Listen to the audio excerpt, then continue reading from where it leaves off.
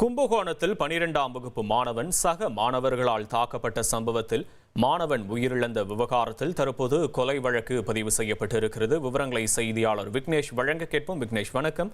விவரங்களை பதிவு பண்ணலாம். விக்னேஷ் வணக்கம் சார். கும்பகோணம் அருகே பட்டீஸ்வரம் அரசு மாதிரி மேல்நிலைப் பள்ளியில் 12ஆம் வகுப்பு படித்து வந்தார் கவியரசன். இவருக்கும் அதே பள்ளியில் 11ஆம் வகுப்பு படிக்கும் மாணவர்களுக்கு இடையே முன்னிவேதம் இருந்து வந்துள்ளது.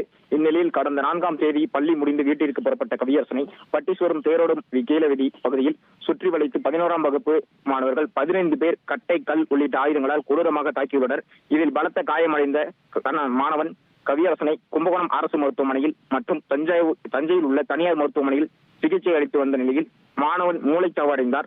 பின்னர் அவர் தஞ்சை மருத்துவக் கல்லூரி மருத்துவமனைக்கு கொண்டு செல்லப்பட்டு நிலையில் நேற்று நள்ளிரவு அவர் உயிரிழந்தார். இந்நிலையில் மாணவனின் உறவினர் அவரது இறப்புக்கு நியாயம் வேண்டும் என வலியுறுத்தி தஞ்சை மருத்துவக் கல்லூரி மருத்துவமனையில் தொடர் போராட்டத்தில் ஈடுபட்டனர். இந்நிலையில் பேச்சுவார்த்தை நடந்த தற்போது அவரது உடல் பிரேத பரிசோதனைக்கு செய்யப்பட்டு அவரது சொந்த ஊரான திருவாரூர் மாவட்டம் இனாம்கிளியூர் பகுதிக்கு கொண்டு செல்லப்பட்டுள்ளது. மாணவன் கவியரசனை கொடூரமாக தாக்கிய வழக்கில் கைது செய்யப்பட்ட கொலை முயற்சி வழக்கு பதிவு செய்து தஞ்சை கூர்நோக்கு இல்லத்தில் அடைக்கப்பட்டுள்ளனர். இந்நிலையில் கவியரசன் உயிரிழந்ததை தொடர்ந்து 15 மாணவர்கள் மீதும் அடிதடி, கொலை உள்ளிட்ட 5 பிரிவின் கீழ் வழக்கு பதிவு செய்யப்பட்டுள்ளது சார்.